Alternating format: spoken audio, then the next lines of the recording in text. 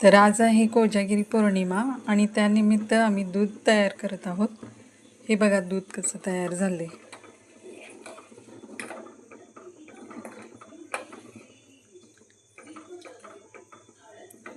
यात काजू बदाम आणि मसाला घालून आम्ही दूध तयार केलेलं आहे। आज कोजागिरी पौर्णिमेनिमित्त आम्ही हे दूध तयार केलं आहे। बघा कसं झालंय।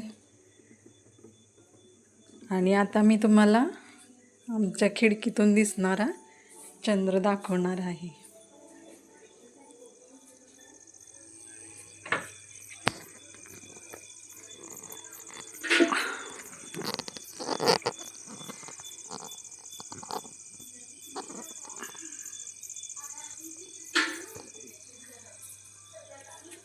बघा कसा दिसला चंद्र। आणि हे दूध तयार करून मी आता चंद्राच्या प्रकाशात ठेवणार आहे। कसा वाटला व्हिडिओ तुम्ही पण मला नक्की कमेंट करून सांगा।